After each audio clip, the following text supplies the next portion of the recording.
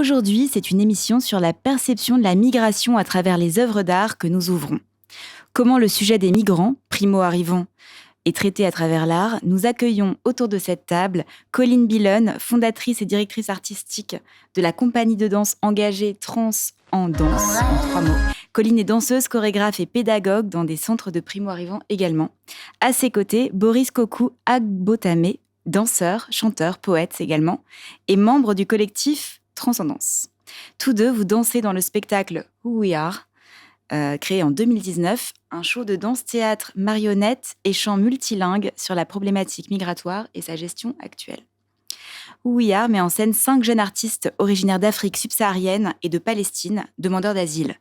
À travers les marionnettes qui les représentent, le spectacle permet au public d'apprendre qui ils sont, d'entendre leur histoire, de découvrir leur courage et leurs rêves.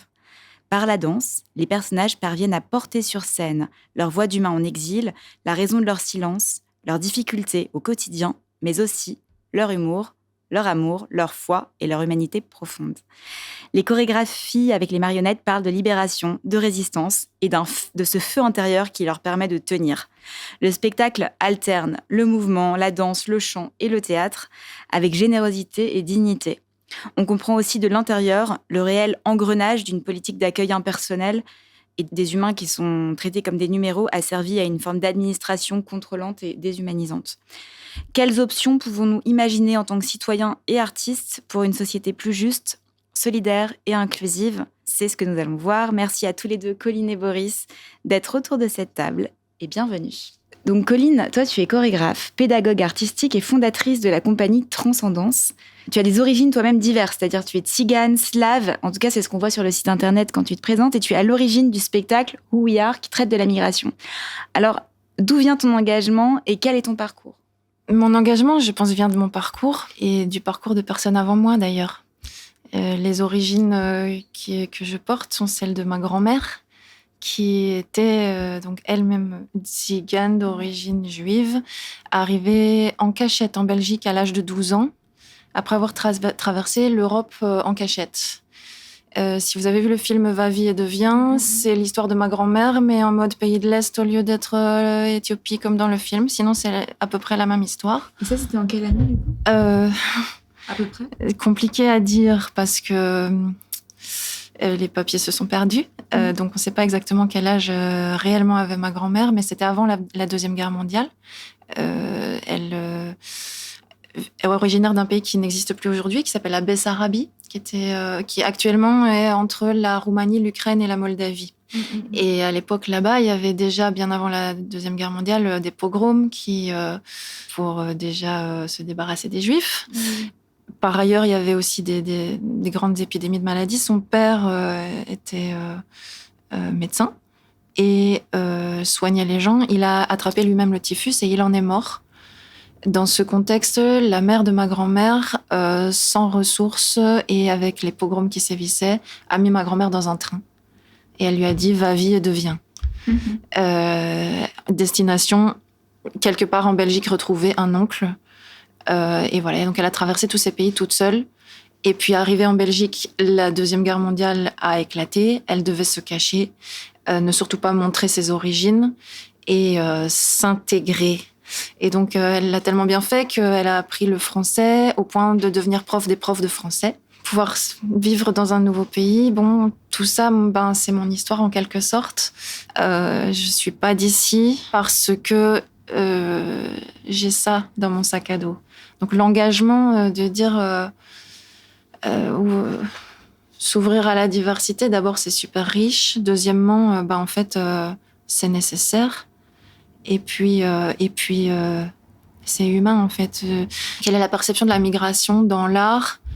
Sous-entendu aussi, et la culture, j'ai envie de dire, et aussi le langage, en fait. Le prisme à travers la société peut voir les migrations ou les migrants. C'est quoi ce mot ? C'est qui les migrants ? Pourquoi est-ce qu'on utilise ce mot pour certaines personnes et pas pour d'autres ? Est-ce que les expats européens, on les appelle des migrants ? Non, pourquoi ? Est-ce que les Ukrainiens, puisqu'on est en dessous d'un drapeau ukrainien, on les appelle des migrants ? Pourquoi est-ce que eux, on les appelle des réfugiés ? Parce que l'État a décidé de les accueillir et de les soutenir. Pourquoi est-ce que les autres, c'est des migrants? Migrants, sous-entendu, en migration. Donc pas qui va s'arrêter pour vivre ici. Mais pourtant, on appelle migrants des personnes qui vivent ici depuis des années et qui font leur vie ici et qui contribuent à la société. Et depuis quand? Parce qu'on appelle aussi migrants des personnes qui sont nées ici et dont les parents sont venus avant ou les grands-parents. Ben, ils sont pas migrants en fait. Ils sont quoi? Juste d'une autre couleur? D'où le lien avec la colonisation qui aurait dû être le thème de l'émission en fait. Enfin, voilà, donc à travers quel prisme on voit les choses et comment ça se traduit dans l'art, ça passe aussi par une analyse du langage et de quels mots on utilise pour définir quoi. Est-ce qu'on parle de migrants et de représentation des migrants dans l'art, ou est-ce qu'on parle de représentation de certains humains qui viennent de certaines régions du monde dans certaines conditions? Est-ce qu'on parle de certains humains qui meurent en route, ou est-ce qu'on parle des super-héros qui ont réussi à arriver jusqu'ici vivants? Est-ce qu'on parle des êtres humains qu'on laisse attendre dans des camps en Grèce ou ailleurs? Est-ce qu'on parle de ces êtres humains qui meurent en Libye, ou ceux qu'on a sauvés de sauvetage mais qu'on ne laisse pas accoster sur la mer parce qu'on les laisse flotter dans des bateaux? Est-ce qu'on parle de ces êtres humains-là et des représentations de ces êtres humains ou des non-représentations de ces êtres humains? Est-ce qu'on parle d'êtres humains quand on dit migrants? En tout cas, dans le dossier de presse, tu dis le mot migrant. Donc, quel serait le mot que toi, tu utiliserais? Il y a primo-arrivant aussi. En effet, c'est une vraie question de se dire pourquoi de tel pays ou tel pays, le terme change. Et aussi, du coup, moi, ce qui m'intéressait, c'était en tant que créatrice et que danseuse, comment toi, tu as créé Transcendance et pourquoi? Pourquoi le langage du corps et de la danse? Transcendance, en 3 mots, ce jeu de mots, c'est pour transcender les frontières. Le langage du corps, il permet, selon moi, de dépasser les frontières à tout niveau. Et en premier, linguistique. Quand on parle pas la même langue, c'est compliqué de se comprendre. Qu'est-ce qu'on fait? On utilise des gestes. Le langage du corps, il permet de dépasser ces frontières-là. Le langage des émotions aussi. Quand on peut se connecter aux émotions les uns des autres, quelle que soit la langue qu'on parle, on peut être touché les uns par les autres. C'est ce que j'essaie de faire à travers la compagnie Transcendance, en mêlant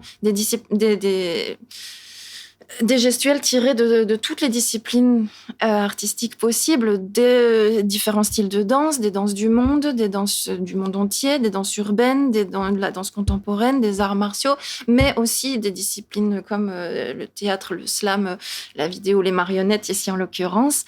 Et l'idée, c'est de chercher de créer un langage universel qui puisse...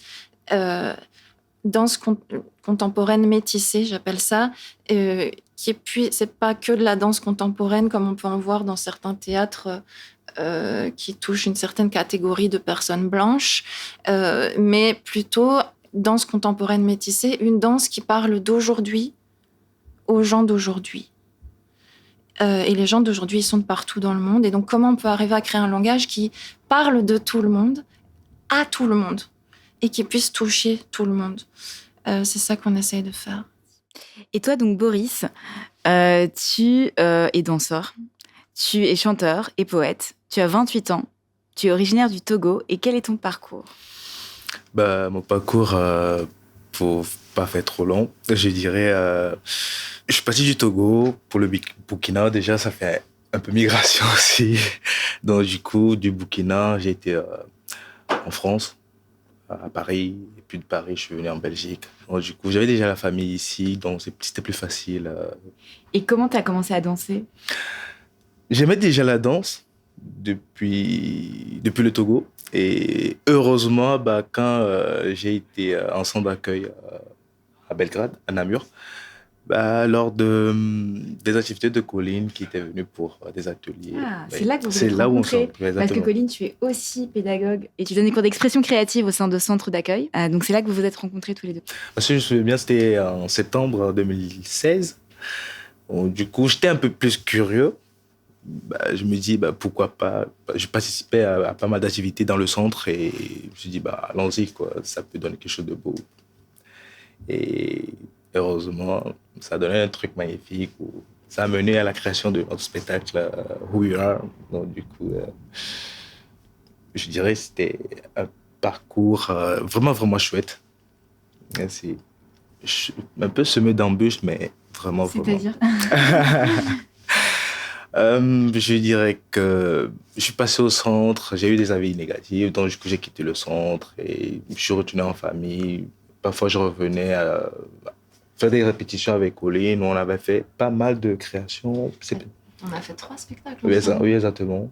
Donc, du coup, je crois, si je ne me trompe pas, on a fait We Are qui est le dernier.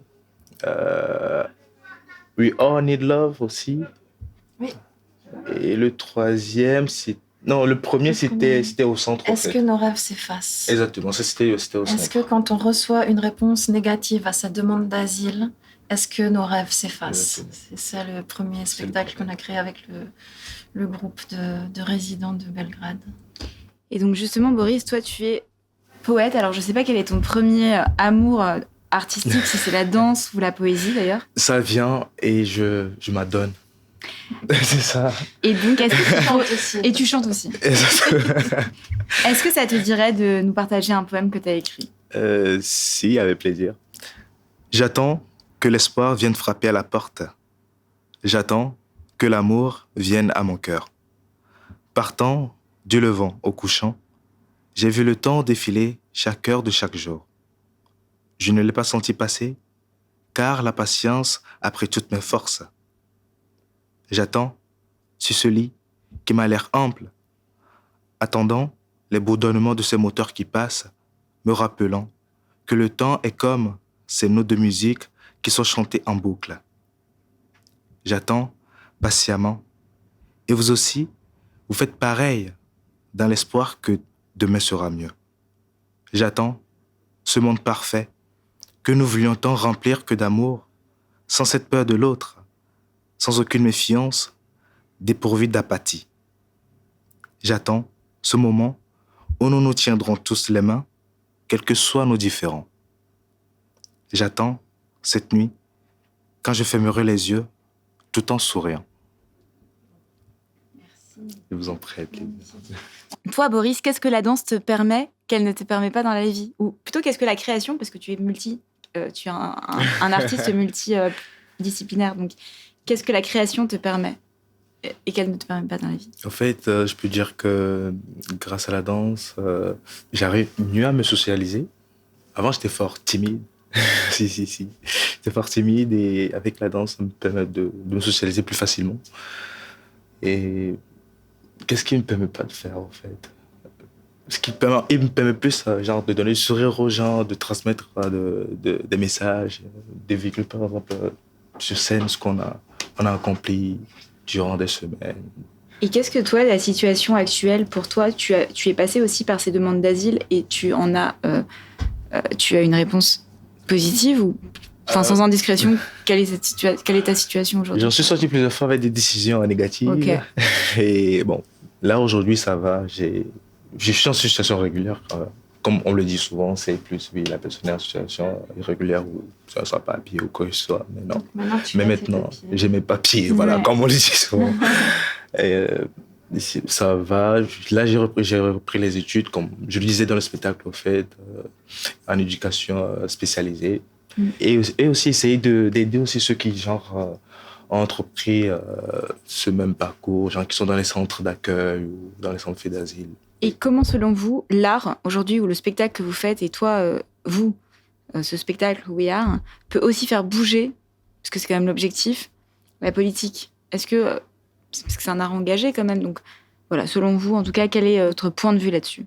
Pour moi, Who We Are, la démarche, c'était de donner plus d'espace à certaines des magnifiques personnes que j'ai rencontrées dans tous les différents ateliers que j'ai donnés, et il y en a beaucoup. Donc je disais que tout à l'heure, en une semaine, on arrive à un spectacle amateur qui permet de créer la rencontre entre les gens. Qui nous sommes, à part et ces étiquettes de migrants qu'on leur colle sur la tête, c'est qui d'autre en fait? C'est qui d'autre? C'est un poète. L'autre, c'est un danseur étoile potentiel. L'autre, c'est un basketteur. Il est capable de faire du basket tout en manipulant une marionnette. Tu vois, il y a des talents. Et puis il y a une telle beauté humaine. Regarde, il est en train de te dire qu'il fait des études. Il a pu, cette année, reprendre ses études d'éducateur spécialisé. Il a quitté le Togo à 20 ans pour faire des études. C'est maintenant à 28 ans qu'il peut les faire. Et il te le dit avec le sourire, la douceur dans la voix et en te disant qu'il fait ces études-là pour pouvoir aller aider d'autres qui sont dans les centres comme lui, il est passé. Il n'y a pas de hargne, il n'y a pas de rien. Il y a une résilience. On a tellement à apprendre, en fait. On a vraiment des super-héros qui arrivent dans notre pays et on les traite comme... Tu vois ? Donc, c'est Who We Are, c'est la volonté de ce spectacle, c'est pouvoir ouvrir les yeux et le cœur des gens pour dire, regarde au-delà de l'étiquette. Va voir c'est qui. Parle avec, écoute. Tu vas en sortir enrichi, en fait. Alors ouais, moi, je kifferais bien que nos ministres, ça soit obligatoire pour eux. Peut-être si vous avez ce pouvoir-là, on est à votre disposition pour le faire. Qu'est-ce que ce spectacle a changé pour vous et pour toi, Boris ? Énormément de choses. Je dirais plus, qu'est-ce que ça m'a permis encore de faire, en fait. Ça m'a permis de... Colin l'a déjà dit, mais je vais juste le répéter. Genre de montrer qui nous, on était, ou non, qui nous sommes plutôt. Et ce qu'on pouvait, genre, offrir. Et il y en a encore pas mal à donner. Il y a des choses qui passent aussi dans le non-verbal quand tu regardes le spectacle. Au fait, c'est que la danse, et les marionnettes en particulier, ça permet aussi ça. C'est de dire des choses pour lesquelles il n'y a pas de mots. Ah oui. Il y a des choses qui vont au-delà des mots. Il y a des sentiments, que ce soit des sentiments de douleur ou des sentiments d'espoir ou de qu'est-ce qui fait que tu tiens ou que tu tiens pas. Qu'est-ce qui fait que tu dors pas la nuit, mais qu'est-ce qui fait que tu te lèves quand même. Ces choses-là, parfois, il n'y a pas de mots pour les dire. Et la danse, elle permet ça aussi. Et ça m'a permis aussi d'apprendre aussi pas mal de trucs. Genre, il y a des danses que moi, je ne savais pas faire avec, tu vois, ça a été des mouvements qu'on ne savait pas vraiment... Et là, c'est la scène aussi. C'est-à-dire qu'à un moment, si, il faudrait que ce spectacle soit joué de plus en plus pour aussi ressentir ce que c'est que le public qui va vous donner, ce que vous donnez aussi, en échange. Ça, il faut que ce spectacle soit vu. Ouais. Oui. Est-ce que tu as envie de parler de ton ressenti avec les échanges avec le public? On a eu une petite tournée quand même, on l'a donné. C'est pas mal. Que... Pas mal. Je crois que pour certains, c'était la première fois où genre, ils voyaient vraiment un spectacle qui a été fait par des personnes migrantes et ça les a vraiment touchés. Ou c'est la première fois aussi qu'ils parlaient, genre, qu'ils voyaient même des primo-arrivants ou des personnes migrantes, en gros. Et c'était vraiment un truc, ça a changé un peu pas mal de mentalité, la manière dont, c'est un belge, c'est un spectacle, au-delà de ça, qui a une vraie narration, il est incroyablement qualitatif, ce spectacle. Le choix des marionnettes aussi, je pense, influe ce message, le rend vraiment... C'est-à-dire que c'est eux, mais en marionnettes. Oui, bien sûr, c'est toujours plus simple de se dissocier. Ils se manipulent eux-mêmes parce qu'ils racontent leur propre histoire, mais ça pose jusqu'à la dernière minute du spectacle, quand ils viennent déposer les marionnettes sur scène, ça pose la question de... En fait, on est en train de parler d'êtres humains, on est en train de parler d'objets. Merci beaucoup, Boris et Colline, d'avoir apporté de l'espoir et du mouvement ce soir vers le futur. Merci au Festival Millennium, Zlatina, Lubo, Géopolis, Ulrich qui nous accueille si chaleureusement, ainsi qu'au Café L'Ascenseur. Merci aussi à Claire, merci à Laurent, à Romain, à la caméra et au son et toute la belle équipe derrière cette belle émission. On se retrouve le mois prochain avec de nouveaux invités éclaireurs. C'était Millennium se raconte. Je vous souhaite à tous une très belle soirée, pleine d'espoir et d'idées.